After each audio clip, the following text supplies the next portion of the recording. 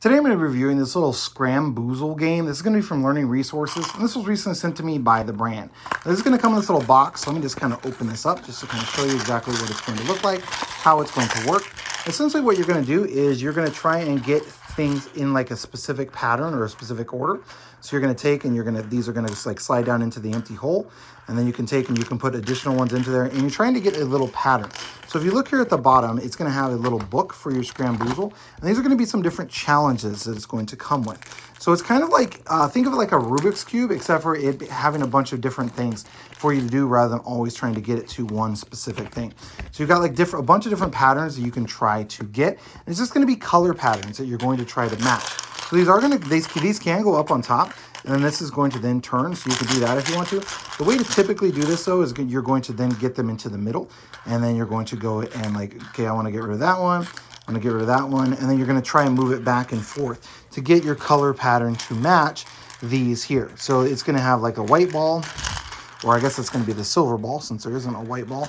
And then you're going to have a couple of different shades of the blue. You've got the gray. All those are going to be in there, and it's going to be showing you, you know, this is what you're going to try to match. Obviously, you could just do a different one if you want to, but this kind of gives you a bunch of different challenges that you can go for.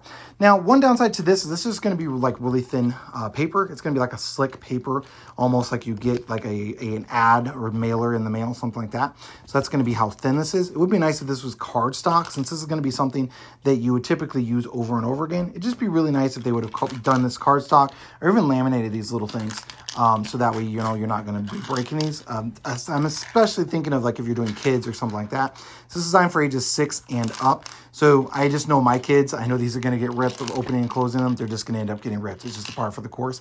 So it would be nice if they would have designed that a little bit better.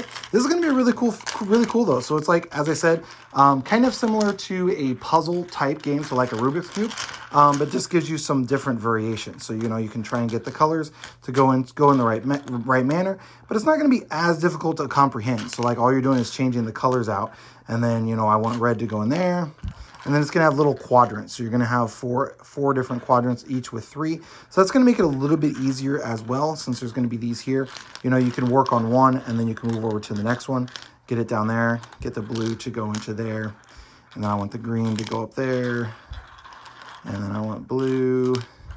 And I can go back through and move it over, and now I've got all the blues in the same one. So you've got 3 red, 3 green, 3 purple, and then looks like you got 1 of these silver. So definitely going to be a fun little game to have some fun with. Now there is some strategy to it. So for example, you can only have 3 in the middle at once. So I would have to do something like that, and then come back around and get that purple one to go down in there. So definitely pretty fun. Should be great for kids.